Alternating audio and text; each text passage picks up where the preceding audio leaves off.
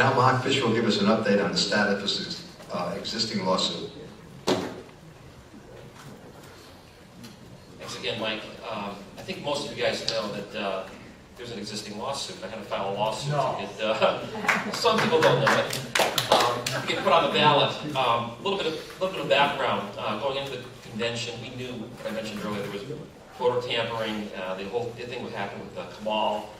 And then weeks before the convention, we found out that the Mass GOP could not find enough Republicans to come to the convention to get my vote total to be below 15%. So they were scouring all over the place.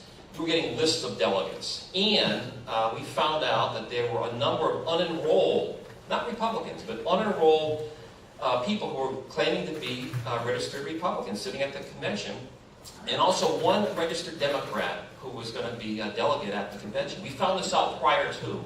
So my campaign contacted the executive director of the Mass GOP, Rob Cunningham, told him about the situation, and this was his response to us. Kirsten Hughes is the chairwoman. She can do whatever she wants. If you don't like it, you can go to the convention and try to get 2/3 of the delegates to agree with you. But good luck in getting a chance to get notified at the podium. That was our response. So again, this is what we had going into the convention. By the way, the convention was exactly 7 months to the day today. So right about this time, we're in the back rooms, we're finding out that we didn't get our 15%.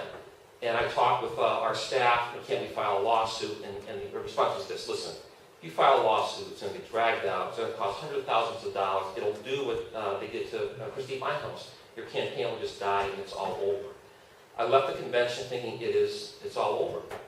The following night, I started hearing from delegates about what happened, and that's when we decided to file a lawsuit and try to get some summary judgment going. What happened was we filed a lawsuit. The judge split the lawsuit into 2 parts. The first part was expedited. It was supposed to be heard in the middle of June, and the whole issue was, did the Mass GOP follow their own rules, and did Mark Fisher get his 15%?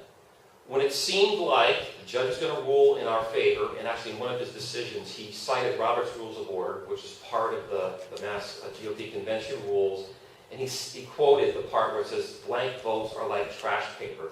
They do not count. And the Mass GOP saw that. They agreed to put me on the ballot. So that dismissed the first part of the lawsuit. The second part of the lawsuit deals with damages and possible criminal activity. That was not expedited. That can play out for the next 2 or 3 years. But that's what I want to update you about right now. Here's the thing. Ed McGrath was invited here today. He couldn't make it.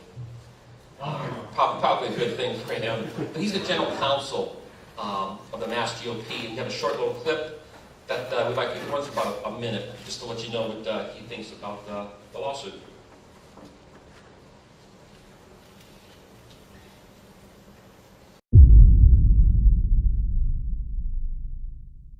Is not illegal? It's either illegal or it's not illegal. What we can compensate Mr. Fisher for is his other claims, his breach of contract claims. Although the judge dismissed 2 of his claims, the breach of contract claim is allowed. For example, to speak to our convention delegates, he had to pay $25,000 to help us pay for the lights and the arena and so forth. Perhaps he would look for that back.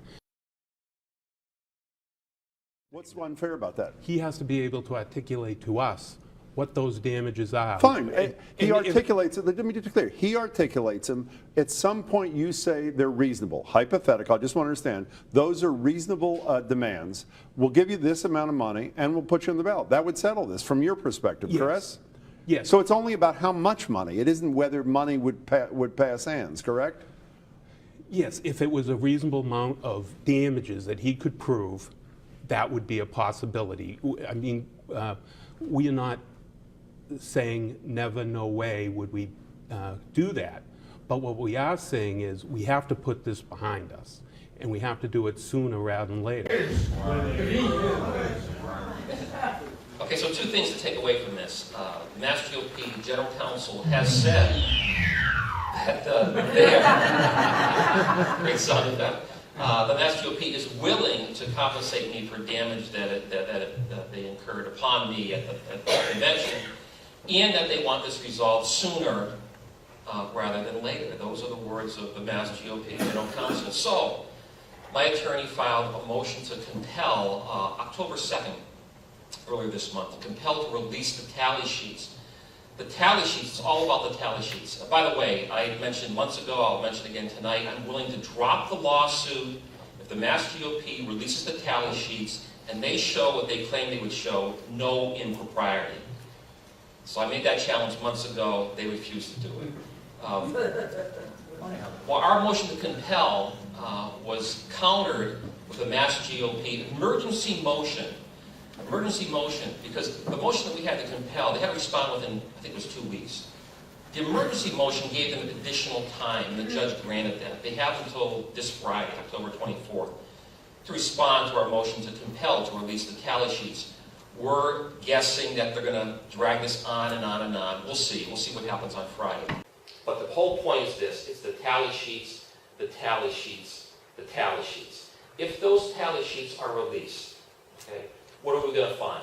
What are we going to find? I've got a list here, okay? Come on, Mark. It comes down to this. We're going to find, on the tally sheets, there's going to be a registered Democrat sitting as a Republican delegate on the Republican convention. We're going to find a number of unenrolls that are sitting there as Republican delegates and casting their votes. They didn't cast them for me. You were counted as blank or for Charlie Baker. We're going to learn about voter intimidation, because the tally sheets will then have a list of people who are going to be deposed and tell the stories that you just heard a little bit earlier. If you find my name, let me know. We could have had a bunch of delegates come up here and tell all these stories. What Alex is talking about is proxy voting. That's one of the things that tally sheets will show. They will show the names of people who weren't at the convention, who weren't even in Boston that day, and who weren't even in the state of Massachusetts that day that got voted. We're going to hear about re-voting. There are people who will testify that they voted prior to the speeches. I had to pay $25,000 to get the privilege to talk to people and convince them to vote for me. But some of the Senate districts voted prior to the speeches. And when people voted for me, they were strong-armed. And they said, re-vote. And they did. And they voted for Charlie Baker. That's what the tally sheets will show. There were creation of mystery delegates. Again, they had to get the number so high that our delegates would be diluted to 15%. They're going to be just names, and there's no people associated with these names. There will be an illegal number of unelected delegates. Kirsten Hughes, Ron Kaufman, and Chanel Prunier, given their status in the Mass GOP, were allowed a certain number of delegates they could appoint, unelected delegates. That was maxed out at 350. We're going to find that that number was much, much greater. We're going to find out that there were creation of blank votes. There were a certain number of blank votes, 9 or 10, at the end of the counting, and that swelled to 64. By the way, that night, we had some success in those smoke-filled back rooms. We were able to get about 30 blank votes disallowed from 2 Senate districts. We challenged them. The state committee people came in from those 2 Senate districts and they said, we voted these people blank because they weren't here. And the parliamentarian agreed with us, those should not be counted. And we said, great, let's take a look at other Senate districts. Pretty fair, right? We were not allowed to do that. We were told that would be a fishing expedition, that would be a recount, and there was no provision for recounts. Even though 4 years earlier, Kamal Jain had a recount that allowed him to be on the primary ballot. So once again, it's all about the tally sheets. The lawsuit, the continuation of the lawsuit will force the release of the tally sheets and show clearly what the Mass GOP leadership did. That's a big word, leadership, for the Mass GOP. This is what I believe is the way forward. And this will finally clean house at the Mass GOP leadership. I think this is the way forward. This is what we need.